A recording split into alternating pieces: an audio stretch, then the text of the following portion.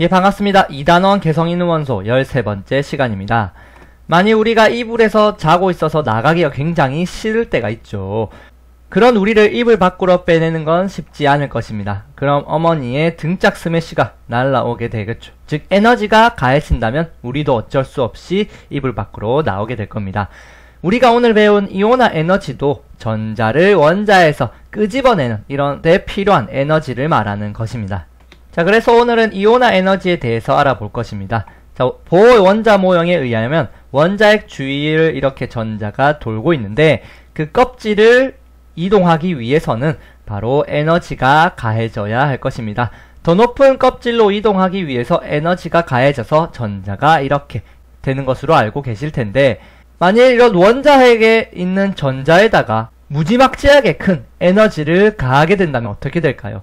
이 전자는요, 엄청난 이 에너지를 얻고 바로 원자를 탈출해버리게 됩니다. 자, 이렇게 되면 원자는 전자를 잃고 바로 양이온이 될 것이고, 이때 가해진 이 무지막지한 에너지가 바로 이온화 에너지에 해당합니다. 즉 원자를 이온으로 만들기 위해 필요한 에너지가 이온화 에너지다 라는 것이죠. 자, 좀 더 복잡한 정의를 내려보면 기체 상태의 원자 1몰에서 전자 1몰을 뜯어내기 위해 필요해, 즉 가해줘야 될 에너지가 바로 이온화 에너지죠.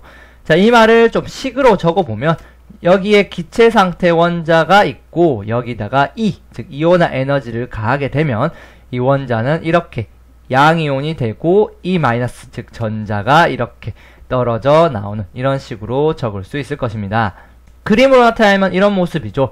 나트륨 원자에다가 가장 바깥 전자의 에너지가 가해지면 전자가 떨어져 나가면서 이렇게 나트륨 이온이 되는 모습을 그릴 수 있는 것이죠.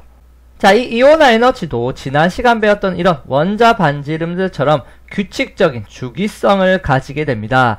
자, 이 아래에 있는 숫자는 원자 반지름이니까 신경 쓰지 마시고, 일단 같은 족에 해당하는 원자들끼리는 이온화 에너지가 어떻게 변할까요?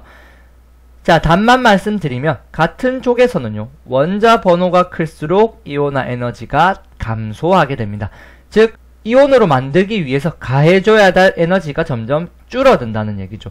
자, 왜 그럴까요? 힌트는 이 원자 반지름을 보면 되시는데, 만약에 리튬처럼 이렇게 원자 반지름이 작은 경우는 원자핵이랑 가까이 있죠. 가까이 있다 보니까 전자를 떼어내기 힘들기 때문에 그만큼 많은 에너지를 줘야 되는 반면에, 리튬보다 원자 반지름이 큰 이 나트륨을 보시면 원자핵과 가장 바깥에 있는 전자의 거리가 훨씬 멀리 떨어져 있습니다.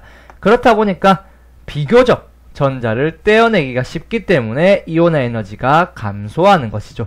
즉 같은 족에서는요, 이온화 에너지가 점점 줄어들게 되는 것은 이 원자 반지름이 커지면서 가장 바깥에 있는 전자를 떼어내기 쉽기 때문에 이온화 에너지가 줄어들게 되는 것이죠.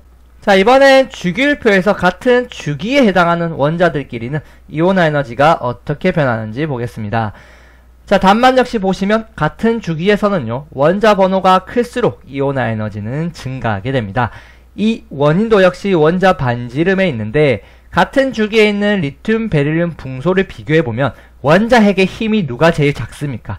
리튬이 제일 힘이 작죠. 그렇다 보니까 전자를 끌어당기는 힘도 그렇게 크지 않기 때문에 작은 에너지만 가해도 비교적 전자를 떼어내기 쉽습니다. 즉 이온화 에너지가 작다는 얘기죠.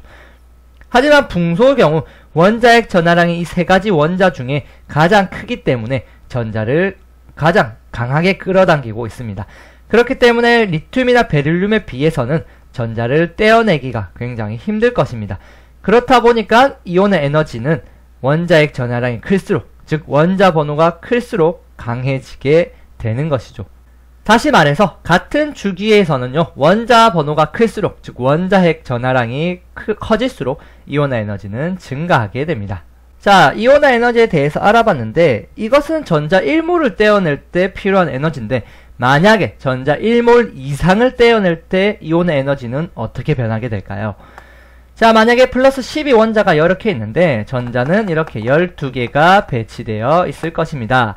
자, 여기서 전자 하나를 떼어내는데 필요한 에너지가 바로 우리가 알고 있는 이온화 에너지입니다. 전자 한 개를 떼어내는데 필요한 에너지를 제1 이온화 에너지라고 표현해서 E1으로 적어 주었습니다. 자, 이렇게 되면 원자의 전자들이 어떤 일이 일어나냐 하면 전자 한 개가 떨어지면서 다른 전자들 간의 반발력이 줄어들면서 원자 핵과의 인력은 증가하게 되는 일이 일어납니다. 전자가 하나 떨어져 나갔으니까 이 주위의 전자들은요, 반발력, 즉 서로 밀어내는 힘이 서로 줄어들게 되죠. 그렇게 되면서 이 원자 핵과도 서로 끌어당기는 힘이 전자들이 많을 때보다 훨씬 강해지게 됩니다. 똑같은 양의 음식을 더 작은 사람들이 나눠 먹게 되는 식이라 보시면 되겠습니다. 자, 그렇게 되면 이 두 번째 전자를 떼어내기 위해 필요한 에너지는 이 제1 이온화 에너지보다 훨씬 큰 에너지를 가해 주어야 하겠죠. 자, 이 두 번째 전자를 떼어내는데 필요한 이온화 에너지를 제2 이온화 에너지라 해서 E2라고 표현을 합니다. 그래서 이 E1과 E2를 비교해보면 E2가 E1보다 훨씬 큰 에너지를 가해줘야 된다는 것이죠. 왜냐하면 제1 이온화 에너지에서 전자 하나가 떨어져 나가면서 남은 전자들의 유효 핵전화, 원자핵과 인력이 더 강해졌기 때문인 것이죠. 자, 여기서 한 개를 더 떼어낸다 해보겠습니다. 그러면 안쪽 껍질에 있는 전자를 떼야 되는데 얘들을 떼어내는 데는 훨씬 큰 에너지가 필요합니다. 왜냐하면 전자 껍질이 아예 줄어들어 버렸죠. 그렇게 되면 이 원자핵과 거리가 훨씬 가까워지니까 그 힘도 엄청 강해지게 되는 것이죠. 이때 제3 이온화 에너지, 이 3이라고 표현하면서 이 2와 E1과는 비교도 안 되게 이 이온화 에너지가 커지게 됩니다.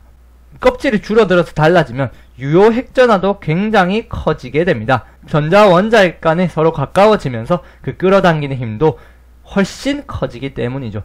그래서 1과 2와는 비교도 안 되게 제3 이온화 에너지는 엄청 큰 값을 가지게 되는 것입니다.